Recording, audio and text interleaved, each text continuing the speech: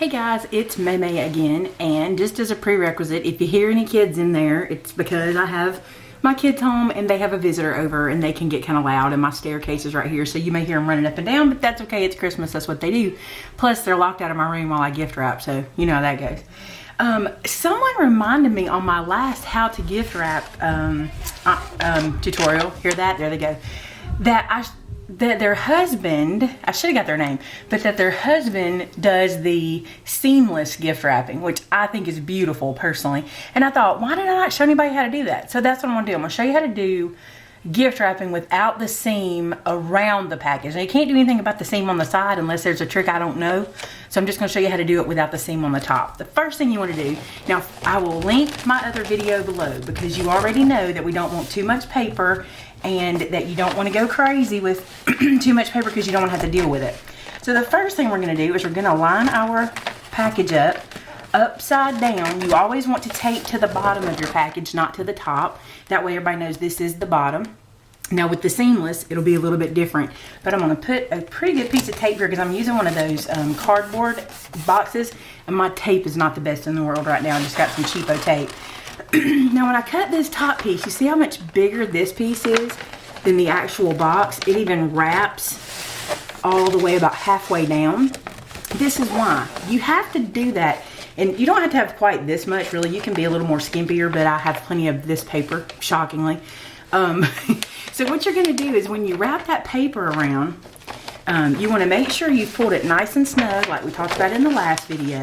A nice, good, snug piece of paper. And then once you have the paper on this edge, taking your fingers, you're gonna pinch and tuck. Now when you do that, you see how we pinch that paper right to the edge, and then we tuck the excess under.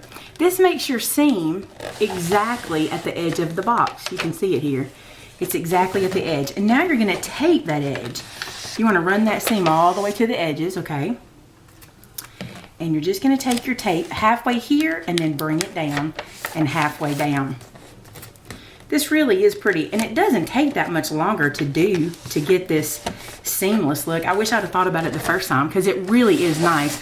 Now, you see we have no seam, no seam, no seam, no seam, because it's on the corner, and it's really nice.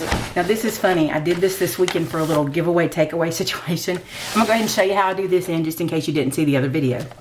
But I took a package that I wrapped like this with the no seam, and the person needed a little help figuring out where to tear. If you don't tear from the end, you don't know exactly where to tear. So to do this part, you're gonna tuck this down. You are more than welcome to stick a piece of tape right there just to hold it in case you need to move your hands around or whatever.